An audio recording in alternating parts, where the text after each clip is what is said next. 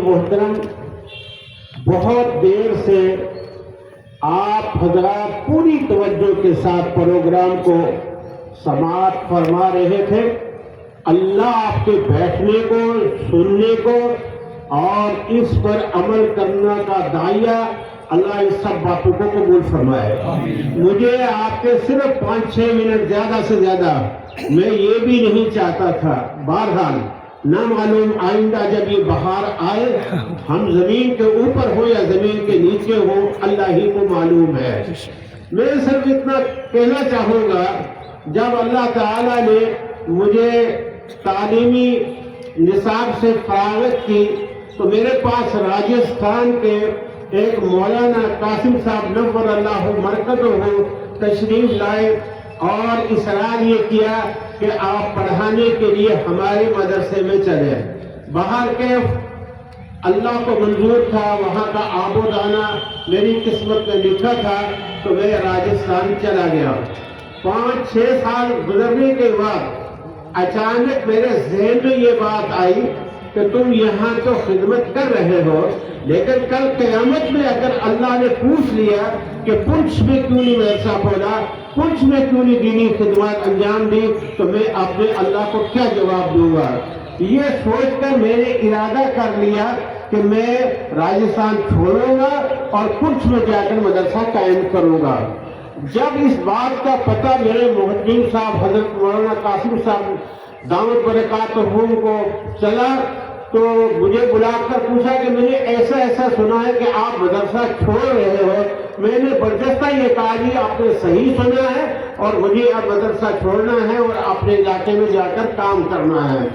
فرمانے لگے کہ اس کسی بھی حال میں جو آپ چاہیں، جو آپ کا مطالبہ ہو، آج تک وہ تنخواہ دیتا تھا جو میں دیتا تھا، آج کے بعد وہ دوں گا جو تم کہو گے، لیکن مدرسہ مت چھوڑو۔ لیکن میں اپنے ارادے پر اٹل رہا اور میں نے ارادہ کیا کہ مجھ کو جانا ہے۔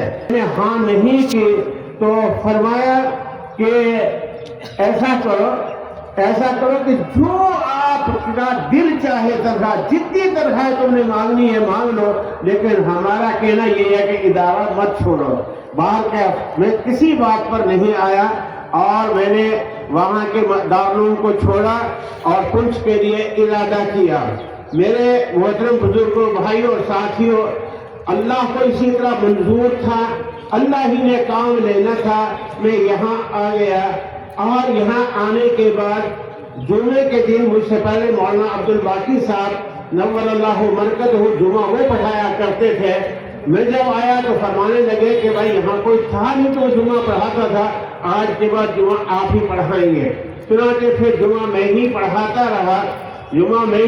رہا اور 4 باتیں جو مجھے آتی تھی جمعے میں بیان بھی کر دیتا تھا۔ ایک دن اور ہمیشہ میں نے توحید پر تقریریں سنی۔ اللہ ایک ہے، اس کا کوئی شریک نہیں، اس کا کوئی ساجی نہیں۔ عزت کا مالک وہ ہے، ذلت کا مالک وہ ہے، غربت کا مالک وہ ہے اور دولت کا مالک وہ ہے۔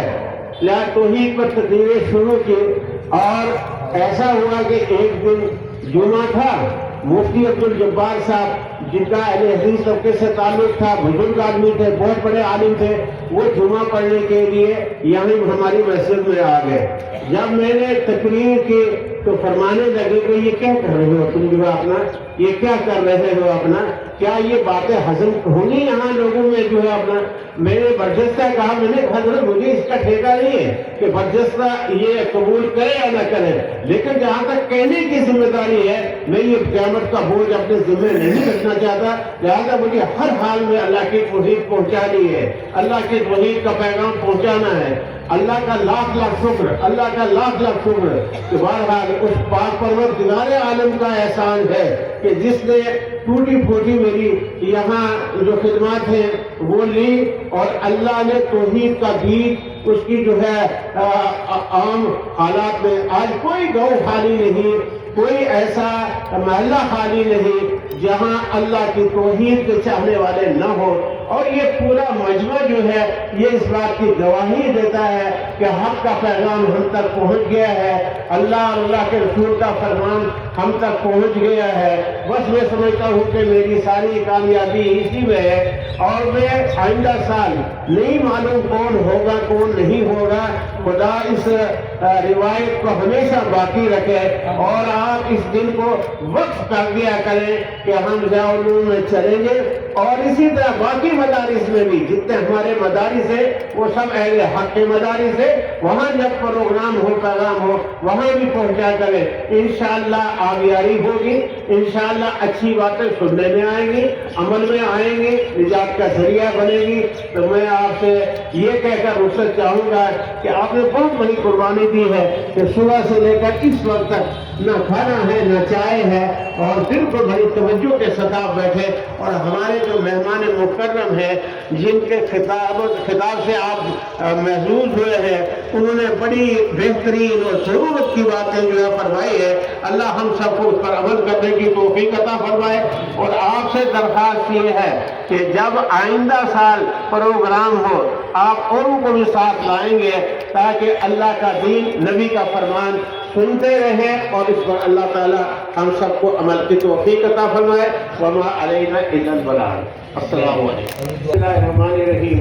الحمدللہ رب العالمین والصلاۃ والسلام علی خیر خلقہ محمد و آلہ و صحبہ اجمعین۔ اللہم صل